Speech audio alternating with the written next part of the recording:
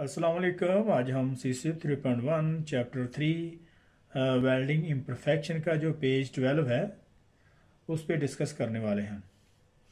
तो वेल्डिंग की वजह से जो पेरेंट्स मेटल पे जो सरफेस इम्परफेक्शन आती हैं, वेल्डिंग की वजह से पेरेंट्स मेटल पे जो सरफेस पर इम्परफेक्शन आती हैं ब्रीफली मेंशन किया गया है इस आर्टिकल में। तो चलें स्टार्ट करते हैं। तो ये जो कुछ इम्परफेक्शन है जो पेरिस मेटल की सरफेस पे दिखा रहा है, तो ये चीज़ल मार्क है, ये चीज़ल मार्क है और चीज़ल यहाँ पे लगी हुई जिसकी वजह से ये मार्क नज़र आ रहे हैं। हमें कुछ चीज़ यहाँ से जो है हटाने की कोशिश की गई है या फिर अनइंटेंशनली इसको किया गया है। तो उसके बाद पिटिंग करोजन है। तो ये जो क्रोजन जो है, क्रोजन पहले जो फर्स्ट में आती है उसको क्रोजन कहते हैं। उसके बाद में जो स्केल है, उसके बाद जो पिटिंग है, जो इस तरह की कंडीशन बन जाती है, उसमें होल खड्डे बन जाते हैं और उसका कलर भी बिल्कुल चेंज हो जाता है। और उसके बाद ग्राइंडिंग मार्क है पेरेंट्स मेटल में, ये तीसरी पिक्चर जो दिखा रहा है यहाँ पे। तो इसको जो ग्राइंडिंग मार्क है यहाँ पे, जो एक डीप खड्डा सा बना हुआ है ग्राइंडिंग की वजह से। तो ये कुछ इस तरह की इम्परफेक्शन है जो सरफेस पे इन्होंने दिखाई हुई हैं। तो ये बिल्कुल बिल्कुल भी एक्सेप्टेबल नहीं है। तो इसको यहाँ पे अच्छे से यहाँ पे जो ग्राइंड मार्क हुआ है इसको अच्छे से इसको रिपेयर करना होगा। अच्छे से इसको, अगर पेरेंट्स मेटल कुछ अलाइक है तो इसको अच्छे तरीके से इसको ड्रेस करना होगा। इसको पोस्ट वेल्ड हीट ट्रीटमेंट या जो बाकी का प्रोसेस जो भी है इसको सॉर्ट आउट करना है। और उसके बाद ये जो पिटिंग है, अगर इस तरह का मटेरियल तो बिल्कुल अलाउ ही नहीं है। तो ये बिल्कुल जो स्टैंडर्ड इसको अलाउ नहीं करता एप्लीकेशन के हवाले से।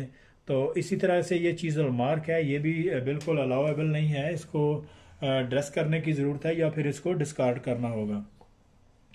तो चले शुरू करते हैं। इसका जो ब्रीफली इसको जो डिस्क्राइब किया गया है, तो incomplete filled groove, lack of fusion. तो इनकम्प्लीट फिलर ग्रूव की वजह से लैक ऑफ फ्यूजन आती है। यहाँ से अब इसको हम स्टार्ट करते हैं।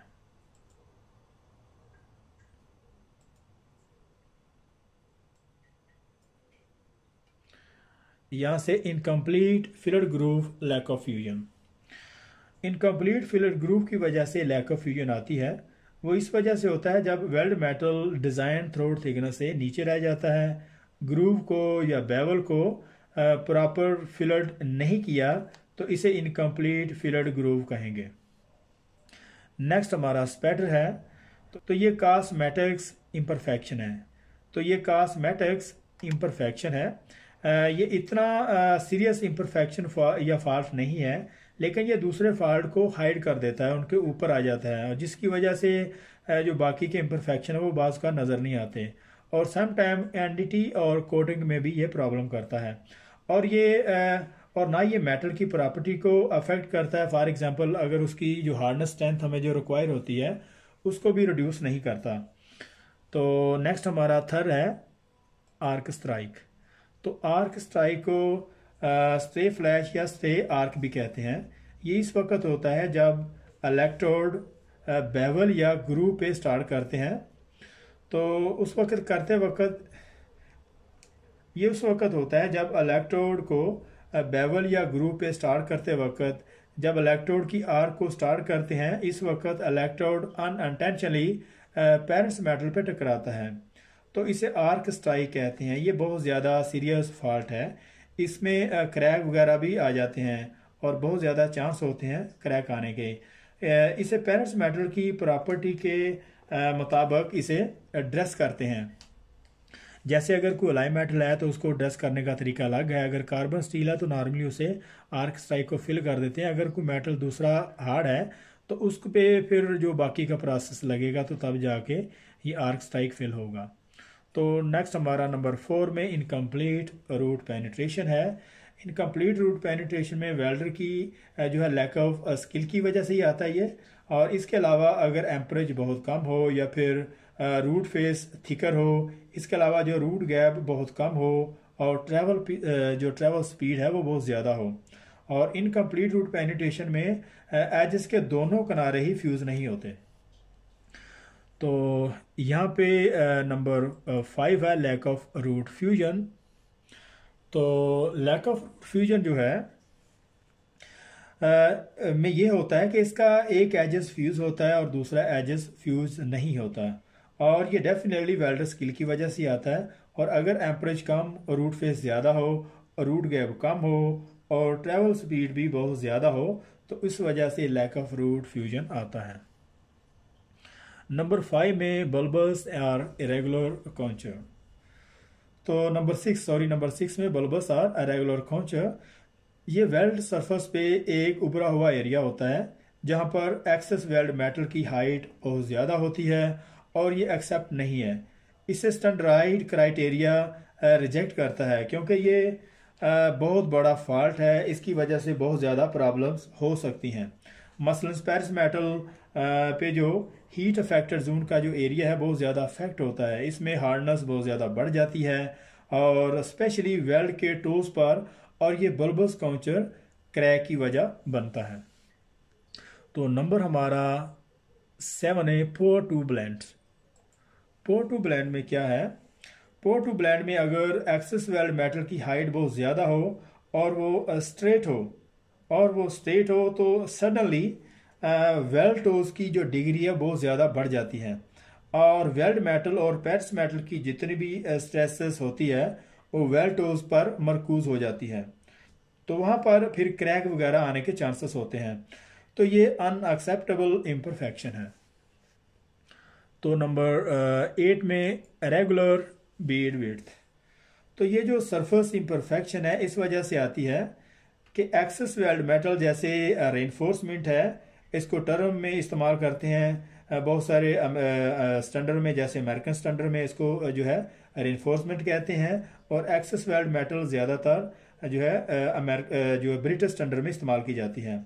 और जब इसे वेल्ड कर रहे होते हैं तो इसकी जो बीड है वो स्ट्रेट नहीं होती, वो टेढ़ी मेढ़ी होती है, वो वेल्ड ग्रूव के पैरेलल नहीं होती। तो ये डेफिनेटली वेल्डर स्किल की कमी की वजह से इम्परफेक्शन आती है। तो नेक्स्ट हमारा है 9 undercut weld and base metal. तो ये भी एक सीरियस ये भी एक सरफेस इम्परफेक्शन है। ये वेल्ड मेटल पर और बेस मेटल पर आता है। ये ज़्यादातर वेल्डिंग पोजीशन पर भी डिपेंड करता है। अगर एम्परेज ज़्यादा हो और वेल्डिंग इलेक्ट्रोड की जो डिग्री है पोजीशन के मुताबिक करेक्ट ना हो, इस इम्परफेक्शन को सीरियस इम्परफेक्शन जो है कंसीडर किया जाता है और ये वेल्डर स्किल की वजह से ही आता है।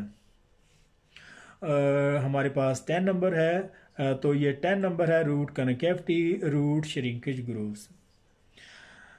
Root concavity, root shrinkage groove ये बहुत बड़ी इम्परफेक्शन है क्योंकि इससे रूट पूरी तरह से बाहर को खींच जाता है, एक कनकेविटी बन जाती है, जो पेनिट्रेशन चाहिए होती है वो बिल्कुल ख़त्म हो जाती है।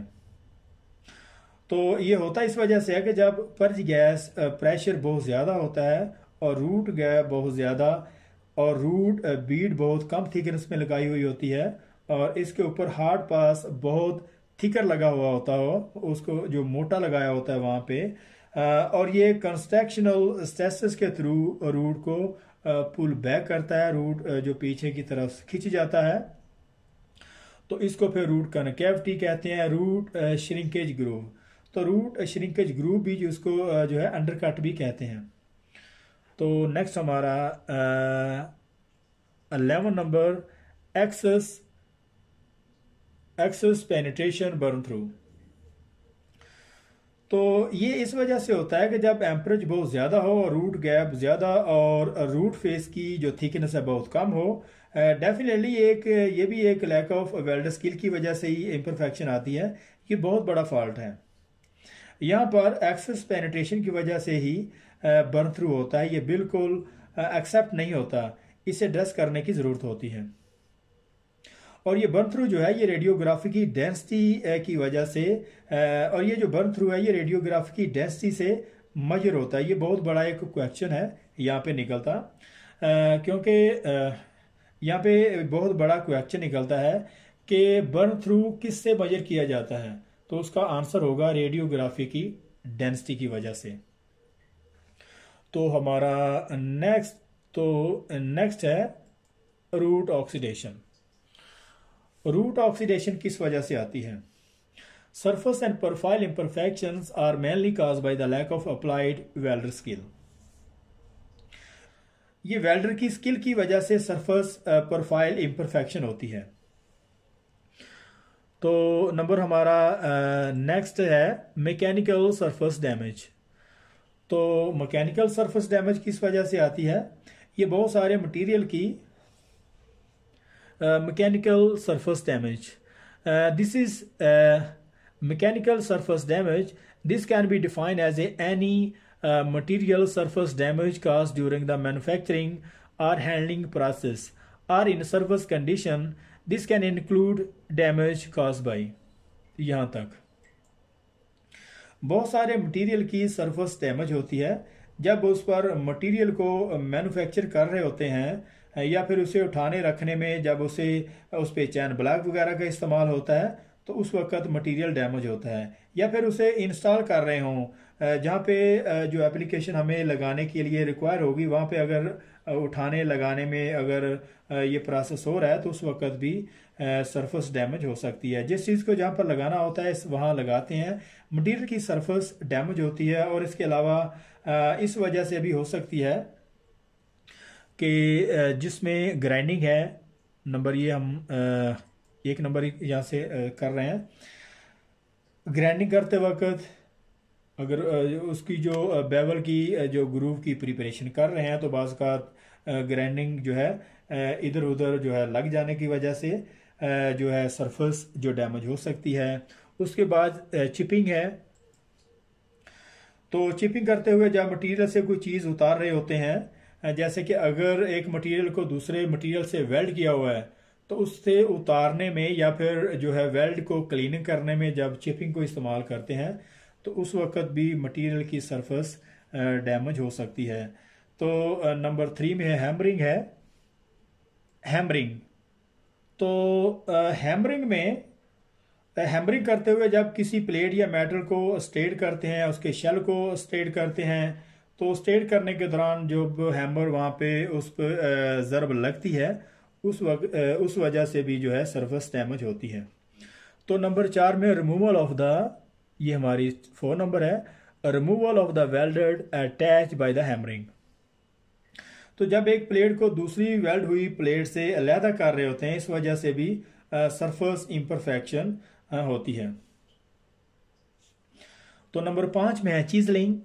तो चीजलिंग के दौरान जब प्लेट से कोई चीज़ रिमूव करते हैं तो उस वक्त भी जो है सरफेस डैमेज होती है। और उसके अलावा नंबर 6 में है using needles gun to compress weld capping run. तो और इसके अलावा जब वेल्ड मेटल में जो एक्स्ट्रा रेसिजुअल स्ट्रेसेस आती हैं तो नीडल गन को इस्तेमाल करते हैं, वेल्ड मेटल को कंप्रेस करते हैं और उसमें जो जितनी भी रेसिजुअल स्ट्रेसेस आई होती है वो इधर उधर डिस्ट्रीब्यूट हो जाती है। तो नंबर 7 में क्रोजन है। क्रोजन ये वेल्डिंग का not cause through the welding but is considered during inspection. Corrosion ये वेल्डिंग का फॉल्ट नहीं है, अलबत्ता ये इंस्पेक्शन के दौरान फाइंड होता है। तो यहाँ पे हमारा आखिरी जो यहाँ पे इसको स्टडी करते हैं, as with the stray arcing the above imperfections can be detrimental as they reduce the throw thickness. As with the stay arcing, the above imperfection can be detrimental as they reduce the throw thickness dimension of the plate in that area. They can cause local stress concentration and should be repaired prior to completing the job. वो ये कह रहा है कि जैसा कि stay arc बहुत ज़्यादा नुकसानदेह है, जहाँ पर आर्क स्ट्राइक होता है ये वहाँ से प्लेट की थिकनेस को कम कर देता है और इसकी वजह से लोकल स्ट्रेसेस कंसंट्रेशन पड़ती है और जॉब कंप्लीट करने से पहले इसे रिपेयर करना होता है। They can cause local stress concentration and should be repair period to completing the job. तो नेक्स्ट हमारी ये थोड़ी पिक्चर दी हुई है सरफेस इम्परफेक्शन की। ये चीज़ल मार्क है, ये बहुत ज़्यादा गहरे खड्डे हैं, ये बिल्कुल इम्परफेक्शन बिग इम्परफेक्शन है, ये बिल्कुल एक्सेप्टेबल नहीं है। तो इसके अलावा पिटिंग करोजन है, यहाँ पे करोजन लगा हुआ है, तो ये इस यहाँ पे भी खड्डे बहुत ज़्यादा हैं, तो ये भी बिल्कुल एक्सेप्टेबल नहीं है। उसके बाद ग्राइंडिंग मार्क है, इसको भी ड्रेस करने की ज़रूरत है।